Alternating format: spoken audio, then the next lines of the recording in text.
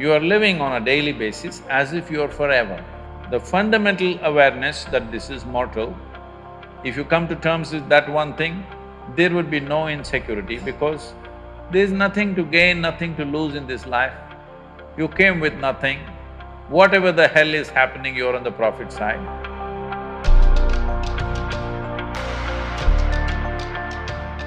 Sadhguruji, my question is, how does one deal with insecurities? How does one deal with insecurity? Life is insecure. There is no security about life because… Shall I reveal a secret to you? However young and healthy you are, you're going to die one day. I'll bless you with a long life, but you will die one day. Is it okay? No? So you can die joyfully or you can die crying, it's up to you. But anyway, you'll die one day, yes or no? If you say, I don't want to die, today you start the chanting, I don't want to die, I don't want to die, I don't want to die. All that'll happen is you will not live, but you will die. Yes? The fear, I don't want to die, will make you not live, but it will not make you not die.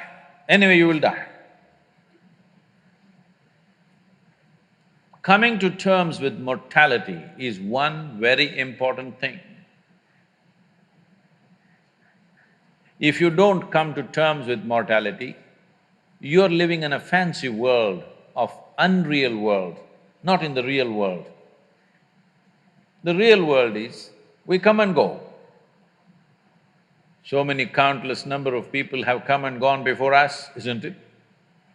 You're you're in an institution from 1857. I was just wondering how they started an institution in that year because in that year there was such turmoil all over the country. 1857. Lot of upheaval in the country, but somehow somebody managed to start an institution.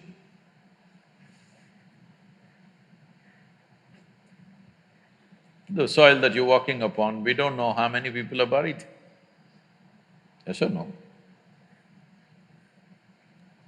All these countless people, number of people who walk this planet before you and me, where are they? They're all topsoil. Yes or no?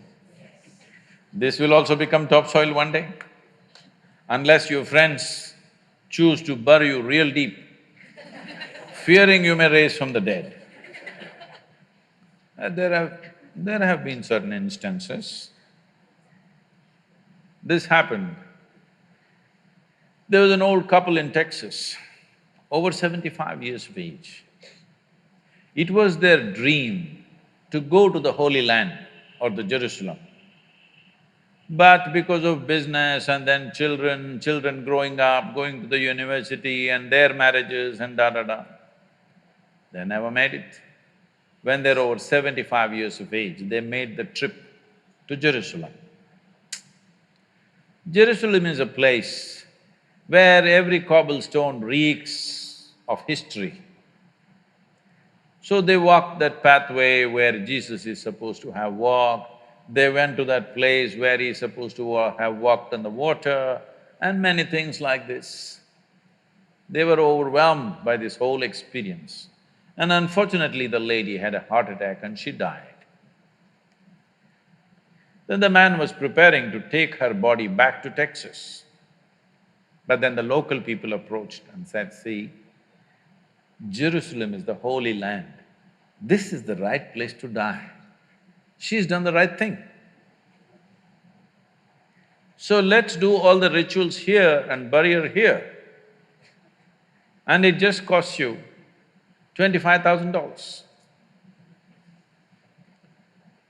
Because if you take her back to Texas, just the transportation costs $18,000 and local charges, and in America the cemetery charges are very heavy. All this put together, you will spend much more money, and above all, she's chosen to die in the Holy Land. This is where she must be buried, let's do it. The man said, no, I'm taking her back to Texas. They said, see, you're very distressed because of your wife's death. You're not able to think straight, we can understand. So we will give you a super discount, $15,000. This is a haggling place, you know. Let's do it. The man thought about it and he said, no, I will take her back to Texas. Then they said, see, it doesn't make sense. I can see you're very distressed. You lost your wife of 45 years, so obviously you're very, very distressed, you're not thinking straight at all. We can understand this just because of that. You are an American and you are from Texas, so we give you an absolute super discount, $10,000. Let's do it. Come on, let's do it, let's do it. You must… what I'm talking, if you want to understand, you must go to Kashi or Haridwar, someplace, how these things happen, you know. Then the man thought about it and he said, no, I'm taking her back to Texas. And they threw their hands up and said, why? What's the problem with you? $10,000, let's do it. He said, see, in Texas, dead stay dead.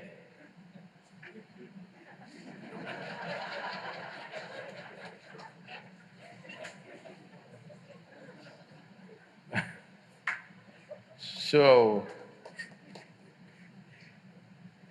if you come to terms with your mortality,